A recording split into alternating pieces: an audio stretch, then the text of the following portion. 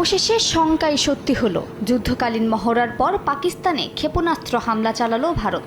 পরমাণু শক্তিধর দুই দেশের এই সংঘাতের কারণে আন্তর্জাতিক মহলে বাড়ছে উদ্বেগ।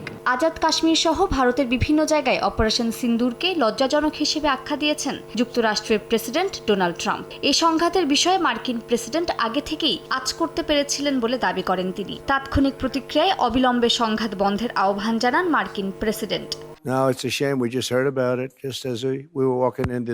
এটা খুবই লজ্জাজনক। আমরা ওভাল অফিসে ঢুকতেই খবরটা পেলাম। আমার মনে হচ্ছে কিছু মানুষ আগে থেকেই আঁচ করতে পেরেছিল যে কিছু একটা ঘটতে যাচ্ছে। অতীত ইতিহাস থেকে বিচার করলেই তা বোঝা যায়। তারা দশকের পর দশক ধরে লড়াই করছে, আসলে শতাব্দীর পর শতাব্দী ধরে। আমি শুধু আশা করি এটা খুব দ্রুতই শেষ হবে।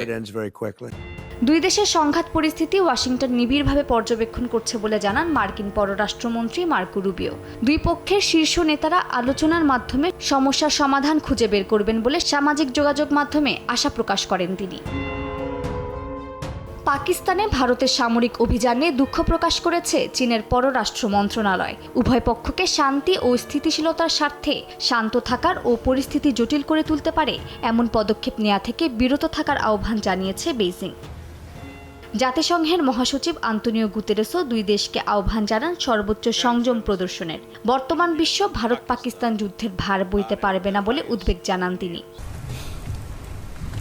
এই পরিস্থিতিতে কূটনৈতিক ভূমিকা নিতে এগিয়ে এসেছে ইরানও। এরই মধ্যে পররাষ্ট্রমন্ত্রী আব্বাস আরাকচি ভারত সফরে যাওয়ার কথা জানিয়েছেন। এর আগে তিনি ইসলামাবাদে পাক প্রধানমন্ত্রী ও সেনাপ্রধানদের সঙ্গে বৈঠক করেন। তেহরানের ভাষ্যমতে এই ধরনের আঞ্চলিক উত্তেজনা যুদ্ধ দিয়ে নয়, বরং আলোচনার মাধ্যমে সমাধান করতে হবে।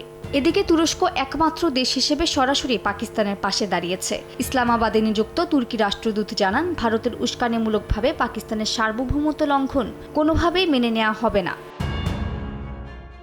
অন্যদিকে পাকিস্তানে হামলার জন্য ভারতকে একতরফা সমর্থন জানিয়েছে ইসরায়েল। ভারতে নিযুক্ত ইসরায়েলের রাষ্ট্রদূত সামাজিক যোগাযোগ মাধ্যমে জানান, তেল আবিব নয়াদিল্লির আত্মরক্ষার অধিকারকে সমর্থন করে।